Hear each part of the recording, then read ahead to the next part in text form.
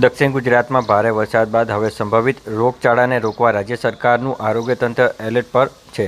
ગાંધીનગર ખાતે આરોગ્ય મંત્રી પ્રફુલ પાનસરિયાની અધ્યક્ષતામાં ઉચ્ચ સ્તરીય સમીક્ષા બેઠક યોજાઈ હતી, જેમાં સુરત, નવસારી, વલસાડ સહિતના અસરગ્રસ્ત જિલ્લાઓના પૂરના પાણી ઓસર્યા બાદ પાણીજન્ય અને મોસમી રોગચાળો ના ફેલાય તે માટે પૂર્વ તૈયારી અને સમીક્ષા કરવામાં આવી હતી. ક્લોરીન ટેબ્લેટ, દવાઓ અને જંતુનાશકનો પૂરતો જથ્થો ઉપલબ્ધ રાખવા, તબીબોની રિઝર્વ ટીમો પણ તૈયાર રાખવા, આશ્રય શિબિરોમાં રહેતા લોકોને નિયમિત આરોગ્ય ચેકઅપ અને નિર્દેશ આપવામાં આવ્યા છે.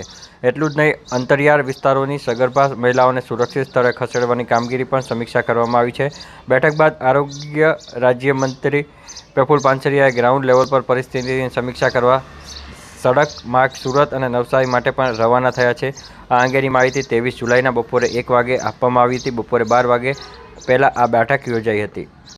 નવસારી, વલસાડ અને સુરત અને અન્ય જગ્યા પર રેડ એલર્ટ જ્યારે વરસાદનું છે, ત્યારે વરસાદ બંધ થયા પછી પૂરની સ્થિતિ પૂર્ણ થયા પછી પાણીજન્ય રોગો અને આરોગ્ય માટે ખૂબ ચિંતા કરવી પડે અને રાજ્ય સરકાર હરહંમેશ માટે કરતી હોય છે.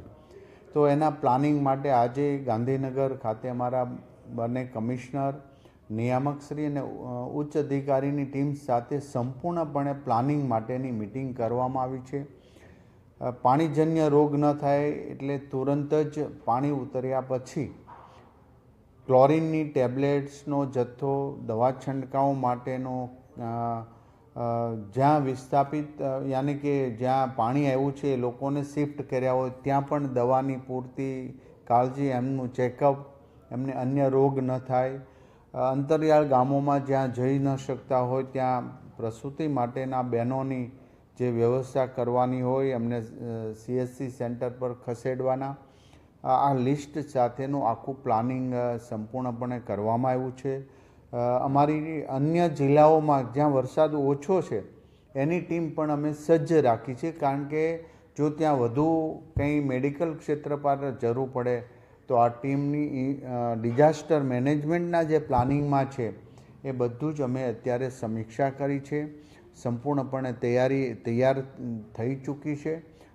અમે આખી ટીમ દ્વારા પાણીજન્ય રોગ ન થાય અને રોગચાળો પછી ન થાય, વરસાદ આવ્યા પછી એની પૂરતી કાળજી આરોગ્ય વિભાગ લે એ હેતુસર તમામ પાસાઓથી ચકાસણી કરીને અગાઉના પાણી આવ્યા પછીની જે પ્રવૃત્તિ કરી છે આ પ્રવૃત્તિને પણ લક્ષ્યમાં રાખીને એના અનુભવો અને ત્યારે થયેલી કામગીરીની એની પણ સમીક્ષા કરી છે.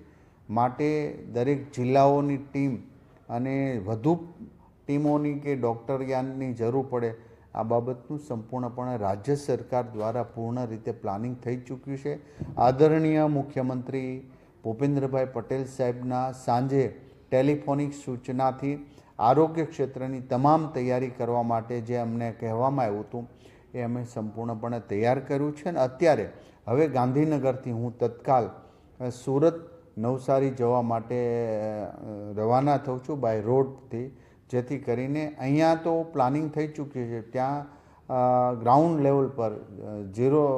લેવલ પર જઈને પણ અમે એ સમીક્ષા કરીને વધુ જરૂરિયાત હોય આરોગ્ય ક્ષેત્રે એ અમે કરવા પ્રતિબદ્ધ છીએ.